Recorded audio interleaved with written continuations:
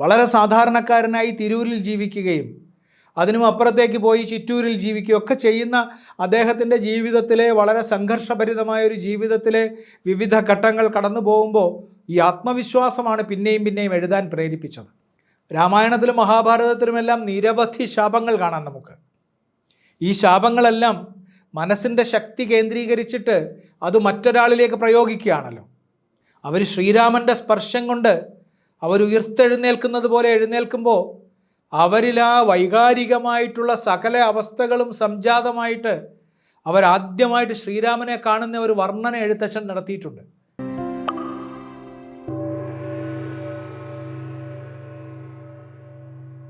ഞാൻ പറയുന്നത്, എഴുത്തച്ഛൻ രാമായണ സംഗ്രഹം നടത്തുമ്പോൾ അധ്യാത്മരാമായണത്തെ തന്നെ അദ്ദേഹം പിന്തുടരുമ്പോഴും അദ്ദേഹം ചില സ്ഥലങ്ങളിൽ സംഗ്രഹം നടത്തുകയും ചില സ്ഥലങ്ങളിൽ വിപുലീകരണം നടത്തുകയൊക്കെ ചെയ്തിട്ടുണ്ട്. ആ കാര്യത്തിൽ വളരെ സ്വതന്ത്രനായിരുന്നു എഴുത്തച്ഛൻ. ആ സ്വാതന്ത്ര്യം എഴുത്തച്ഛൻ എഴുത്തുകാരൻ എന്ന നിലയിൽ അദ്ദേഹത്തിനുണ്ടായിരുന്ന ഒരു ആത്മവിശ്വാസത്തിൻ്റെ പ്രതിഫലനം കൂടിയാണ്. സ്വന്തമായിട്ടൊരു ഭാഷ സൃഷ്ടിക്കുന്ന എഴുത്തുകാരന് ആരെ ഭയക്കേണ്ടതുണ്ട്? നമ്മൾ സ്വന്തമായി ഭാഷ സൃഷ്ടിക്കാതിരിക്കുകയും നമ്മൾ നിരന്തരം ഇങ്ങനെ അനുകർത്താവായിരിക്കുകയും മറ്റാളുകൾ എഴുതിയതിനെ മാത്രം നമ്മൾ വീണ്ടും വീണ്ടും ആവർത്തിക്കാൻ ശ്രമിക്കുകയും ചെയ്യുമ്പോഴാണ് നമ്മൾക്ക് ആ ഒരു വാക്ക് ശരിയാണോ എന്ന് എനിക്കറിഞ്ഞുകൊണ്ട് ഒരു ആത്മഭീരുത്വം ഉണ്ടാകുന്നത്. നമുക്ക് നമ്മളെ തന്നെ ഉള്ളിൽ ഭയമായി തുടങ്ങും. ആ ഭയത്തെ മറയ്ക്കാനാണ് നമ്മൾ ബാക്കിയുള്ള എല്ലാ ആലഭാരങ്ങളും ഉപയോഗിക്കുക. എഴുത്തച്ഛൻ അതിൻ്റെ കാര്യം ഉണ്ടായിരുന്നില്ല. വളരെ സാധാരണക്കാരനായി തിരൂരിൽ ജീവിക്കുകയും അതിനും അപ്പുറത്തേക്ക് പോയി ചിറ്റൂരിൽ ജീവിക്കുകയൊക്കെ ചെയ്യുന്ന അദ്ദേഹത്തിൻ്റെ ജീവിതത്തിലെ വളരെ സംഘർഷഭരിതമായ ഒരു ജീവിതത്തിലെ വിവിധ ഘട്ടങ്ങൾ കടന്നു പോകുമ്പോൾ ഈ ആത്മവിശ്വാസമാണ് പിന്നെയും പിന്നെയും എഴുതാൻ പ്രേരിപ്പിച്ചത്.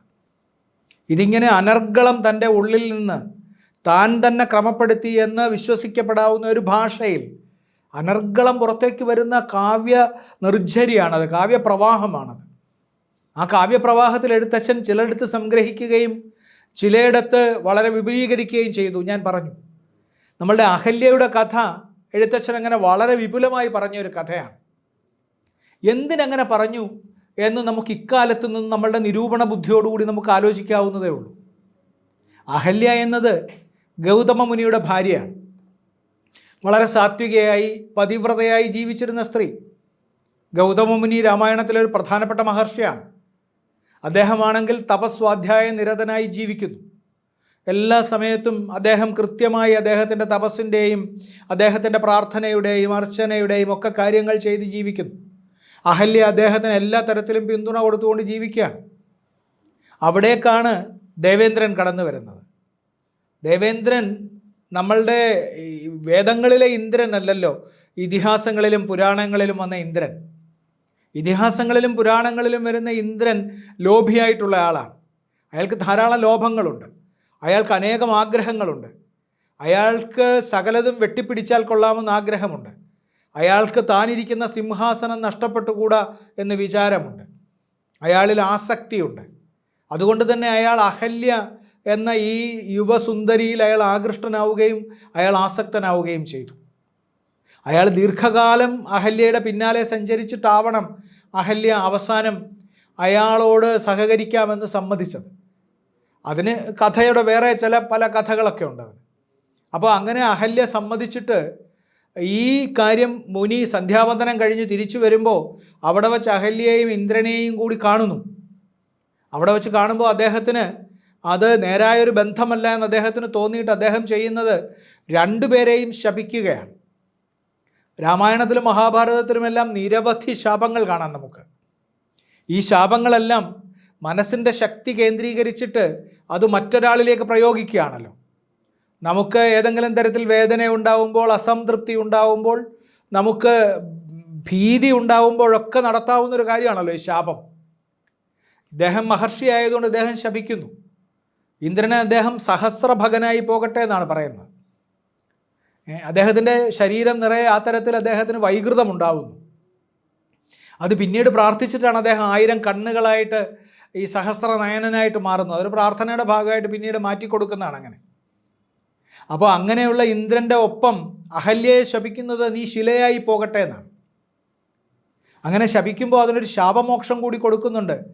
ത്രേതായുഗത്തിൽ ശ്രീരാമൻ വരും, ആ ശ്രീരാമൻ വന്നിട്ട് നിനക്ക് പാദസ്പർശം ശ്രീരാമൻ്റെ ഉണ്ടാവുമ്പോൾ നിനക്ക് പഴയ രൂപം തിരിച്ചു കിട്ടും എന്നാണ്.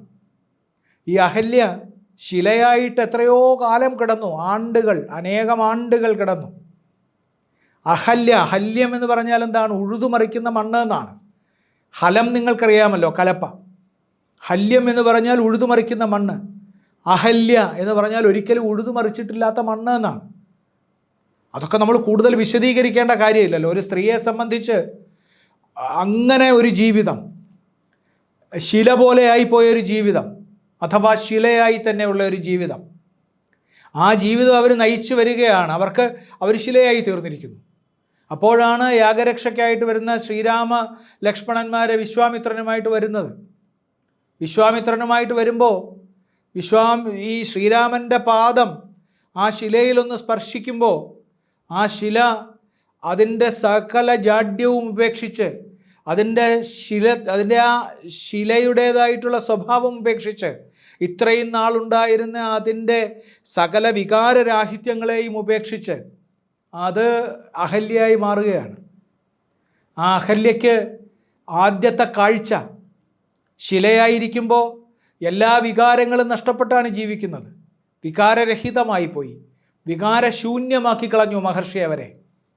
അവർ ശ്രീരാമൻ്റെ സ്പർശം കൊണ്ട് അവർ ഉയർത്തെഴുന്നേൽക്കുന്നത് പോലെ എഴുന്നേൽക്കുമ്പോൾ അവരിൽ ആ വൈകാരികമായിട്ടുള്ള സകല അവസ്ഥകളും സംജാതമായിട്ട് അവരാദ്യമായിട്ട് ശ്രീരാമനെ കാണുന്ന ഒരു വർണ്ണന എഴുത്തച്ഛൻ നടത്തിയിട്ടുണ്ട്. അത് ഞാൻ നിങ്ങളെ വായിച്ചു കേൾപ്പിക്കാം.